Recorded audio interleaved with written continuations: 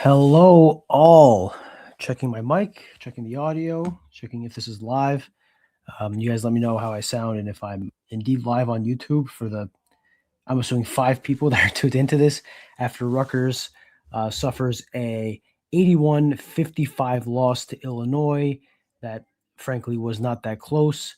Rutgers trailed for the last 37 minutes and 17 seconds. Rutgers trailed by double digits for the last, I haven't done the math, but at least for the last 31 minutes.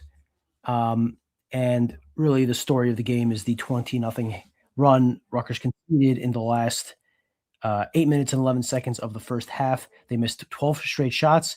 They did not get to the free throw line, which is clearly a big problem for this team. If they don't get to the line, they really struggle to score, and they were never able to recover from there.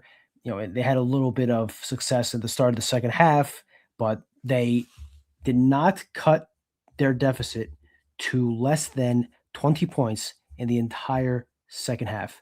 And it looked, they were completely overmatched. That was the reality. Another game where they get basically nothing out of center, another game where they take way too many mid-range jumpers. They took 29 mid-range jumpers in 64 attempts. That's 46% of their shots were from mid-range. It seemed like everything they did offensively was hard. And it seemed like Illinois, everything they did offensively was relatively easy. Got tons of open three-pointers, had lots of easy looks at the rim, a handful of possessions where their guards just drive to the rim at will and there's no one there, whether that's confusion on coverage, whether it's lack of athleticism, whether it's a combination, whatever it is. It just looked so easy for Illinois at times. This is not the first time Rutgers gets obliterated at the State Farm Center, but it is another time they get obliterated this season. They've now played 4 AP Top 25 teams, and they've lost by an average margin of 25.8 points. They have now lost 8 games, 6 of them by double digits, and their average margin of defeat in those games is 25.8 points. I apologize. Their 4 games against AP Top 25 teams, average margin of defeat is 27 points. So not a lot to write home about here. Steve Peichel put it best. He said that Illinois beat Rutgers in every way, and I totally agree with that. And it's probably disappointing for him coming off of, he vocalized this, that it's disappointing for him coming off of a win against Oregon, but not exactly a surprise. Rutgers was a 22.5 point underdog, and that felt a bit light, and Illinois covered. Go figure. Now the big matchup here is on Sunday against Northwestern, the team that just played today at Michigan. A winnable game. One of the, we've went through the winnable games in the past. We can go through it again if you guys would like, but it's one of the few winnable games left on the schedule, and it's going to be a big spot for Rutgers to have to bounce back to, again, salvage the season from going to, a complete dumpster fire to at least, a somewhat respectable last or 17th place finish, the way things are looking right now. Do you guys have any questions, any comments? Are people resigned to the way things are? Earlier in the season during these blowout losses, there was some frustration in the chat, but it seems like at this point it's too late. It's currently 10:50 on the East Coast, or it's resignation to what's happened. Not a lot of activity in the chat. So until there's some activity in the chat, I'll just kind of go through the players. Nothing really stood out, right, positively or negatively. I guess one thing, Caden Powers back in the starting lineup, team high 12 points. The Rutgers leading scorer today had 12 points, but he took 12 shots, 5 of 12. Again, the confidence is there from Caden Powers. He would shoot on every possession if he was allowed to, but the execution is not quite there. It's partially a Caden Powers problem. It's also partially a Rutgers doesn't create open looks easily for its entire offense problem. Caden Powers continuing the starting lineup is I guess a decision based off the fact they won when he was in the starting lineup last game. He plays 25 minutes, which is the second most on the roster. JaMychal Davis played 24 minutes, 0 points on 0 of 8 shooting, 0 of 5 on threes. He had come into the game shooting respectively from 3, 42.5%. He kind of comes back down to earth here in Champaign. Dylan Grant was questionable coming into the game, a little bit under the weather. He only has 2 points, 1 from the free throw line, 0 of 2 from the field, 3 rebounds, and only plays 15 minutes. So not much from him there. Harun Zerno, probably the best performance of the day. 11 points on 4 of 9 shooting, 3 of 5 on threes. He hit a 3 on the first possession of each half. 5 rebounds. Not great defensively, but no one on Rutgers was great defensively. Did not have the size, the speed, or the athleticism to keep up with anyone on Illinois. Illinois has a lot of really, really talented international players, and I would say all of their international players were more talented than Rutgers. Just to finish off that point, Dennis Badalow comes into a game for the first time after not playing at all against Oregon. He played 4 minutes in 2 separate stretches, did not score a point. He is one of 3 players that didn't score today: Dennis Badalow, Jermichael Davis, and By Fall. By Fall making his first cameo since Seton Hall. He had not played at all in the past 4 games. He has 1 rebound in 4 minutes, no other stats. Rutgers had more players check in and not score a single point than they had double-digit scorers. Their only double-digit scorers were Caden Powers and Harun Zerno. Just there's more and more and more stats here that show how rough of a showing this was for Rutgers. And just to finish it off, Emmanuel Bole did have 4 points on 2 of 2 shooting, 5 rebounds, 3 blocks, but that's not enough scoring. Rutgers needs more from his center position. He got 4 points from him. Excuse me. From Bryce Dortch and 0 from By Fall. 8 points from the center position is just not enough. And as many shots as he blocked, and he only got 2 fouls. He gave up too many open layups. Again, partially him, partially the way the defense broke down, but just not enough rim protection there from Rutgers. They gave up 26 points in the paint. Tariq Francis kind of came down from earth. He scored 30 points off the bench against Oregon, 6 points tonight, 3 of 10 shooting, did not get to the free throw line 1 time. Is that because of the road whistle? Is that because Illinois was just so physically dominant that he wasn't able to use his craftiness? I don't know, but he crashes down to earth there. Lito Mark, 1 of 6 from the floor, a little aggressive going to the rim, but 2 turnovers because he was sloppy with the ball, made up for it with 2 steals, but an underwhelming performance there. But and Darren Buchanan, 9 points on 4 of 7 shooting, 4 rebounds.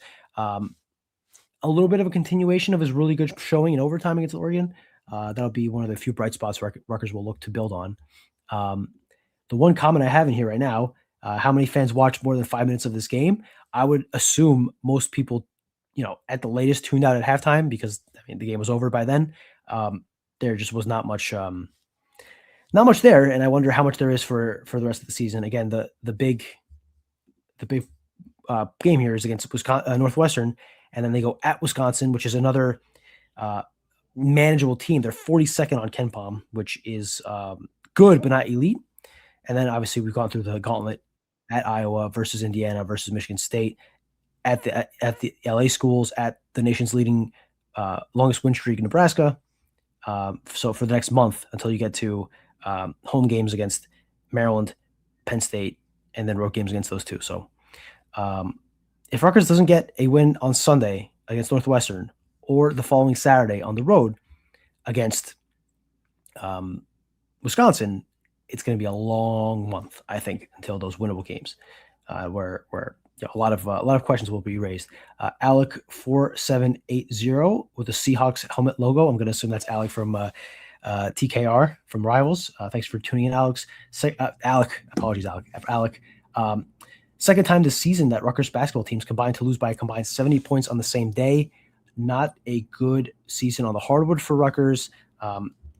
The fact that them are being so bad is not a great sign for the programs. Big headache probably for Kelly Zinn, who's going to have to make some decisions. Again, I think that there won't be any decisions made on either end, but if things keep going at this rate, it's going to, at some point, it forces your hand, right? But the women's basketball score, for those who did not watch, again, Rutgers lost 81-55 today. Men's basketball against Illinois, that's 26 points. The women's basketball score was at home to number 8 Maryland. They lost 88-41, so they got doubled up. Rough winter for Scarlet Knights on the hardwood. Kevin Fine, loyal listener, watch the playoff, read a book, anything else, I'm worried about you. I am reading The Godfather, so that's a good it's a page turner. I'm really enjoying it.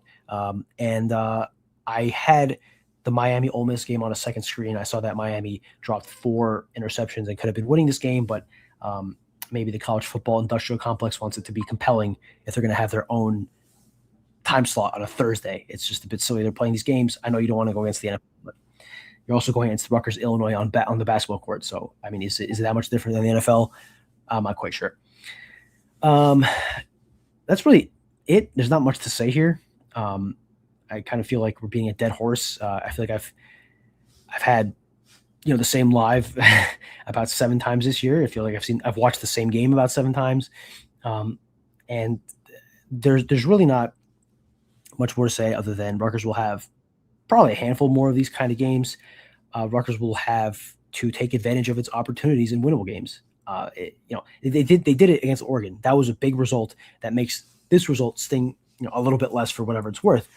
So that's why you need to win against Northwestern and maybe even strike a second win at Wisconsin. Get a little bit of buffer for when things can get really ugly during the more difficult games. J-Mac, a loyal listener, says just about what we expected. Not much more to say.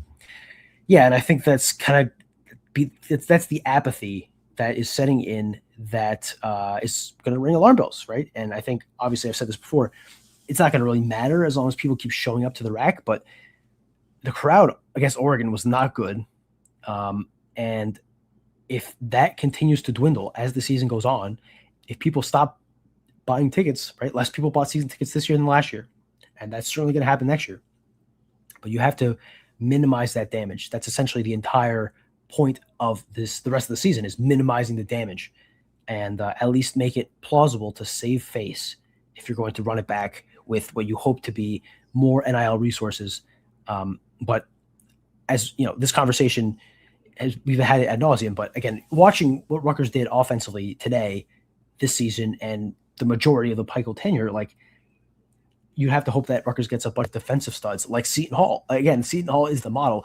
They have a top 10 defense this year. They're not great offensively.